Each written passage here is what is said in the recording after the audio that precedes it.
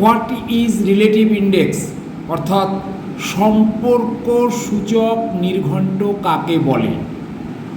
যে নির্ঘণ্টে একটি পদের অধীনে বিক্ষিপ্ত বিষয় সম্পর্ক একত্র করা হয় সেই নির্ঘণ্টকে বা ইন্ডেক্সকে বলি আমরা রিলেটিভ ইন্ডেক্স বা সম্পর্ক সূচক নির্ঘণ্ট। এই নির্ঘণ্ট মেলভিল ডিউই বর্গীকরণ তালিকাতেই প্রথম দেখা যায়। সেই কারণে মেলভিল ডিউইকেই সম্পর্ক সূচক নির্ঘণ্টের উদ্ভাবক বলা হয়। সম্পর্ক সূচক নির্ঘণ্টের উদাহরণ আমরা নিচে দেওয়ার চেষ্টা করলাম।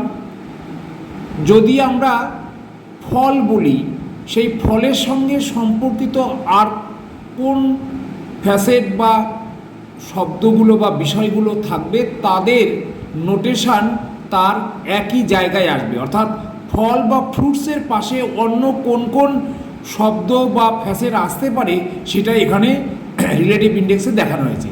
যেমন কৃষিবিদ্যা অর্থাৎ এগ্রিকালচার 634। এইবার তারপরেই বলা হচ্ছে খাদ্য মানুষের। এবার কৃষির মাধ্যমেই মানুষের খাদ্য তৈরি হয়, তো তার জন্য নাম্বার হবে বা নোটেশন হবে 641.34। এবার আবার যদি বলি খাদ্য পশুদের, তাহলে পশুদের খাবার আবার মানুষের খাবারের সঙ্গে সম্পর্ক আলাদা, কিন্তু একই জায়গায় আমার ওই ফ্যাসেটগুলো আছে। তাহলে পশুদের খাদ্যের জন্য নাম্বার হবে বা নোটেশন হবে 636.0874।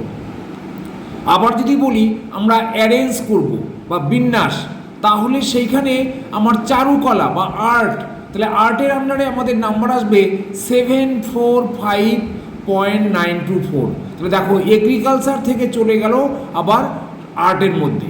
আবার দেখো তারপরে কনজারভেশন বা সংরক্ষণের কথা যদি আমরা বলি, সেখানে আমরা দেখব সংরক্ষণ সেটা আমরা বাণিজ্যিক আকারে করছি না এমনি সাধারণভাবে করছি, তাহলে সেইখানেও কিন্তু নাম্বারটা হবে 664.8। Thank you.